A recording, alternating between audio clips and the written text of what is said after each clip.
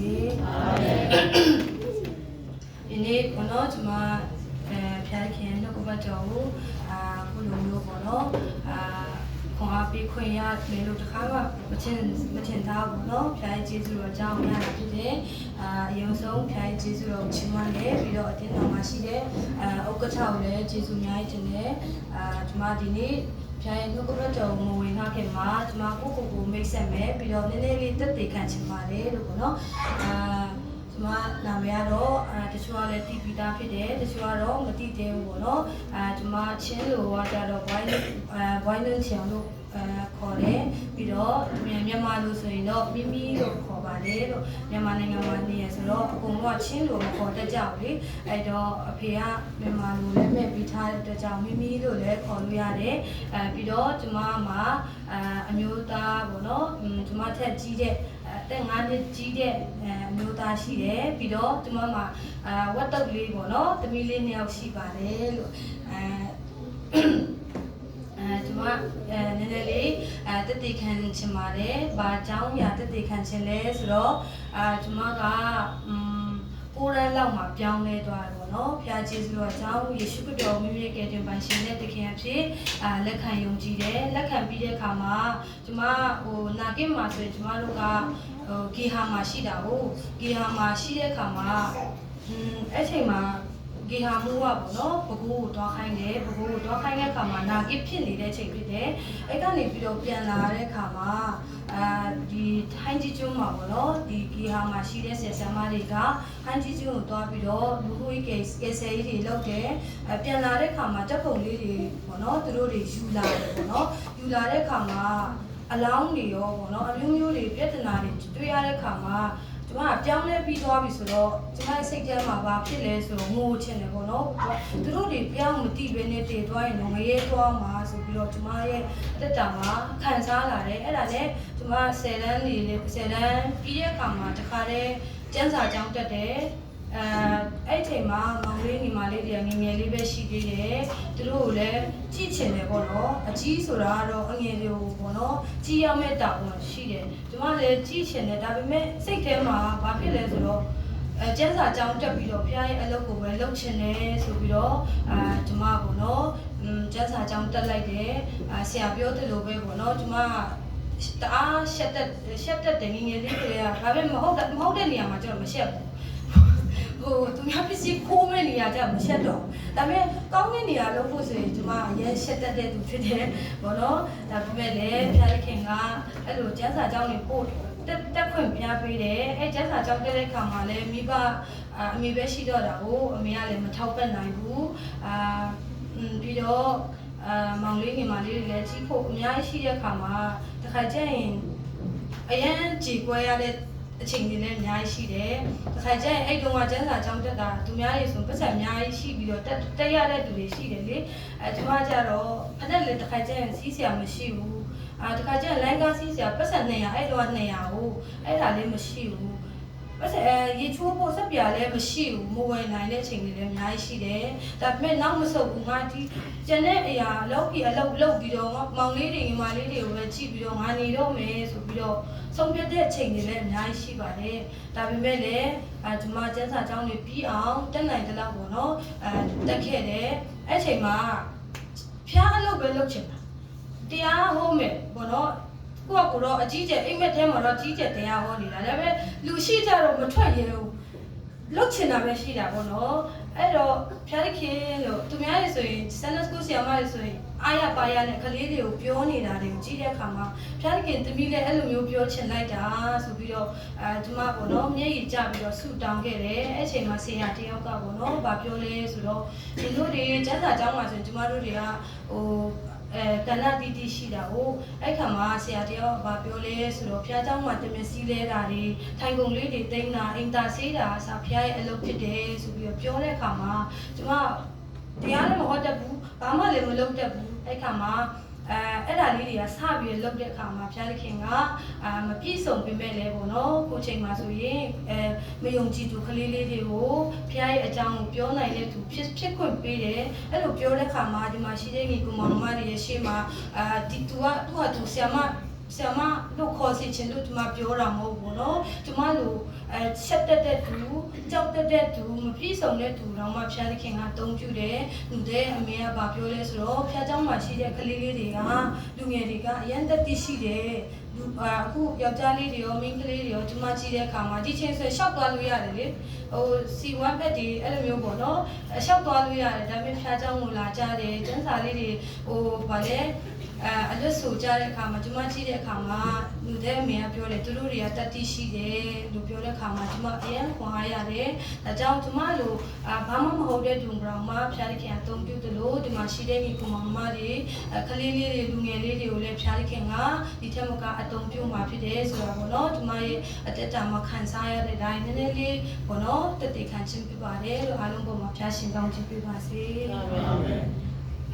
ဒီနေ့ကျမတို့ခွန်အားယူကိုရန်အတွက်ကျမပြင်ဆင်လာတဲ့လောကဘတ်တော်လေးကတော့ကျကျန်းစာထဲမှာရဲခွန်အားရတဲ့ယောသက်လေးရဲ့အကြောင်းဖြစ်တယ်ယောသက်ဟာဆိုရင်သူရဲ့ဒီကောင်မတွေကျမတို့တွေ့တဲ့အတိုင်းပဲမိကိုတွေ12ယောက်ရှိတယ်အဲ့ဒီထဲမှာသူကသူ့အဖေကအတက်ကြီးမှရတဲ့ကလေးဖြစ်တဲ့အတွက်ကြောင့်သူ့အဖေကအရန်ချစ်တယ်ဆိုတာတွေ့ရတယ်ချစ်တဲ့ခါမှာသူ့ကိုဝက်လုံးတွေသူ့အကိုတွေချက်ပေါ့နော်ချားနာတဲ့အရာတွေကိုပေးတယ်ချုပ်ပေးတယ်ဆိုတာတွေ့ရတယ်အဲ့ခါမှာတနေ့တော့သူ့အကိုတွေကတိုးတွေစိတ်တွေကြောင်းရတယ်ကြောင်းရတဲ့ခါမှာဘာဖြစ်လဲဆိုတော့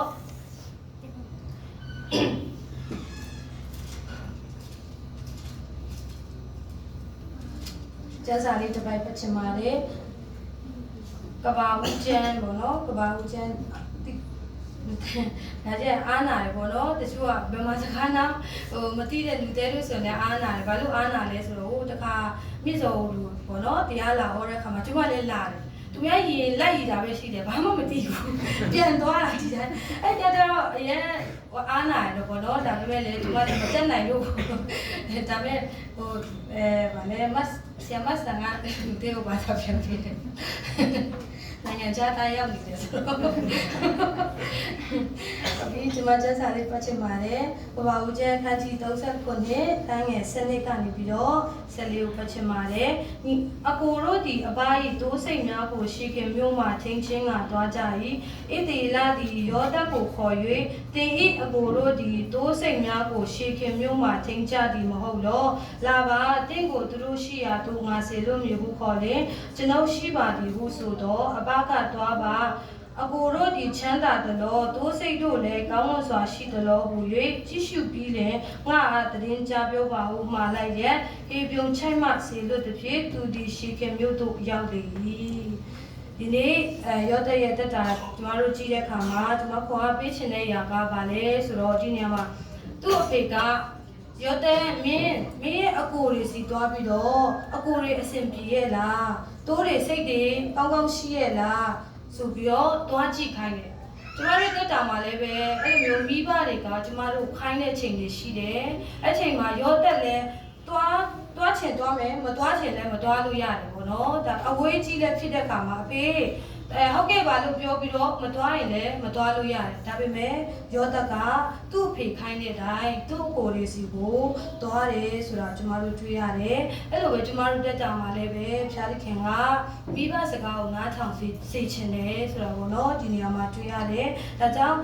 အိဖက်အခန်းကြီး6ခန်းငယ်1မှာကျမတို့တွေ့တဲ့အတိုင်းပဲသားသမီးတို့တခင်ဖျားရဲ့အလိုတော်နဲ့ယင်ပြီးမှစကားကိုနားထောင်ကြပါဆိုပြီးတော့ဖျားသခင်က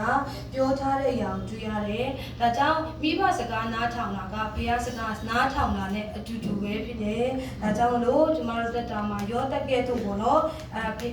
မိဘစကားဖျားစကားနားထောင်တဲ့သူတွေဖြစ်ဖို့အရေးကြီးတယ်ဆိုတာပေါ့နော်။ခေါ်ပေးခြင်းနဲ့ပြီးတော့သူကမိဘစကားနားထောင်ပြီးတော့သူ့ရဲ့အဖေရဲ့စကားကိုနားထောင်ပြီးတော့သူ့အကိုတွေစီတွားတဲ့အခါမှာသူကောင်းတာမကြုံရဘူးသူ့ကိုယ်တွေကသူ့ကိုကျမတို့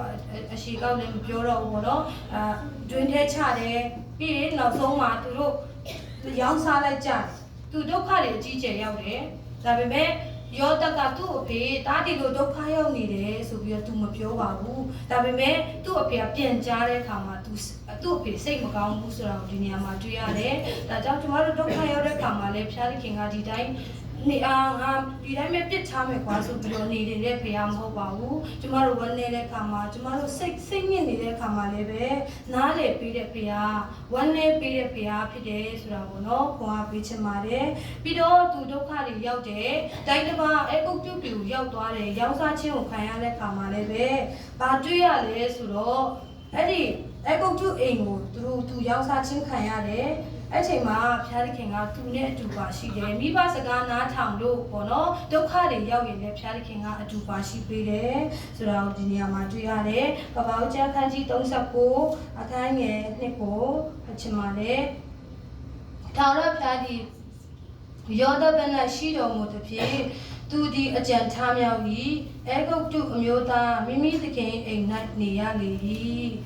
သူဒီတုဘ၌ထာဝရဘုရားသည်ရှိတော်မူ၍သူပြုလျင်ရာရာ၌အောင်စီတော်မူကြောင်းကိုသခင်လည်းသိမြင်၏ထို့ကြောင့်ယောသက်သည်သခင်ရှိ၌မျက်နှာရ၍ခစားလည်းနေရ၏ဒီနေရာမှာကျမတို့ဘုရားသခင်ကသူနဲ့အတူရှိတဲ့အခါမှာ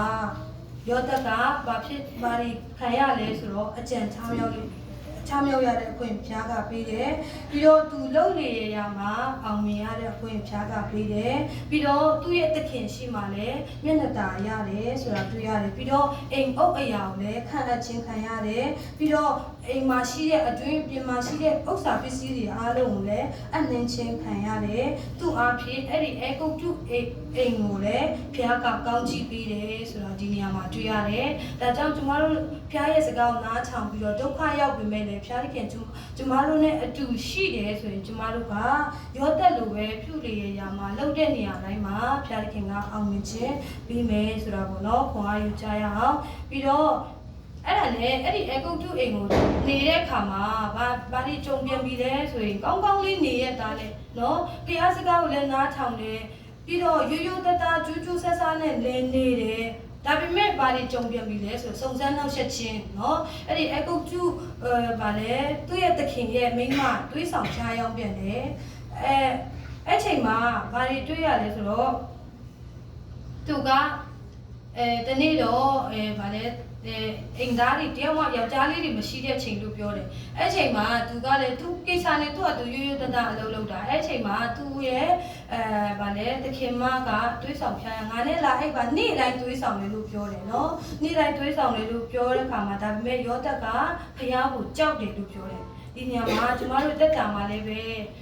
ယောက်ျားလေးတွေဆိုရင်အရက်နော်တကယ်ချင်းတွေအရက်တောင်းမလားဆွဲဆောင်လို့ရတယ်ပြီးမိန်းကလေးတွေဆိုလည်းအမျိုးမျိုးပဲဒီလောကမှာ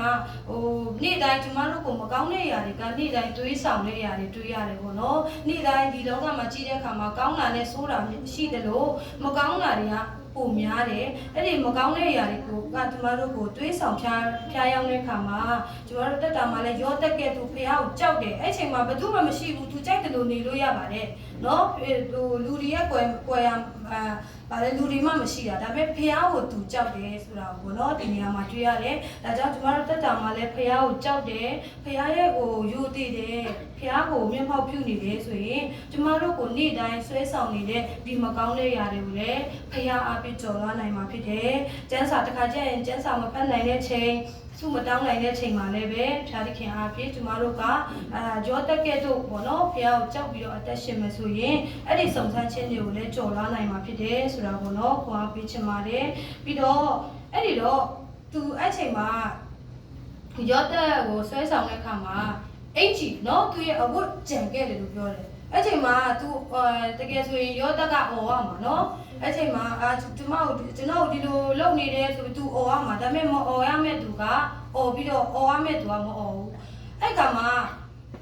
သူ့ရဲ့ဝတ်လုံကိုကြံခဲ့တဲ့အခါမှာအချင်းလွဲစရာတွေအများကြီးရှိတယ်နော်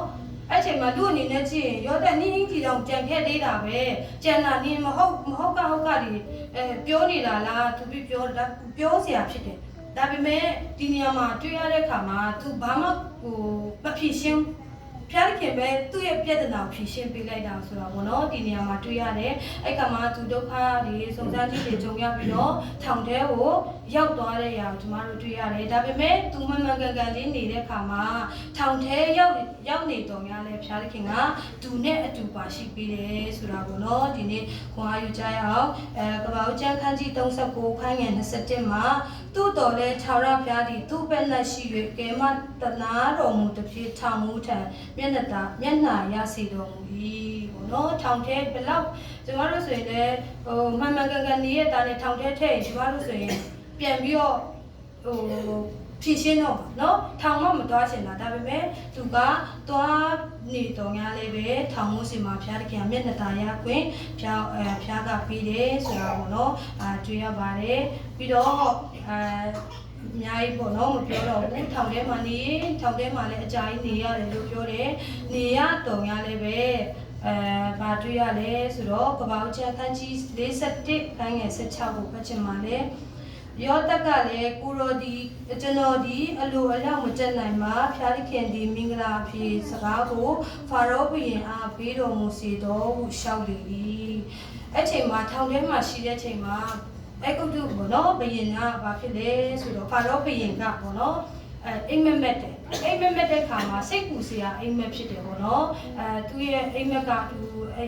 ဗာလဲတအားကိုသူ့အတွက်စိတ်ပူစရာဖြစ်တဲ့ခါမှာအဲ့လိုစားလို့မရတဲ့အချိန်မှာတိုင်းပြည်မှာရှိတဲ့ပညာရှိတွေအကုန်လုံးကိုခေါ်ပြီးတော့ပြောခိုင်းတယ်အနက်ပြန်ခိုင်းတယ်ဒါပေမဲ့တရားမှမပြန်နိုင်ကြဘူးအဲ့ချိန်မှာယောသက်ကတော့ထောင်ထဲမှာရှိတယ်အဲ့ခါမှာယောသက်ကိုခေါ်ခိုင်းတယ်ပေါ့နော်ဒီမှာအရှိနဲ့မပြောတော့ဘူးဒါကြောင့်မလို့ယောသက်သူ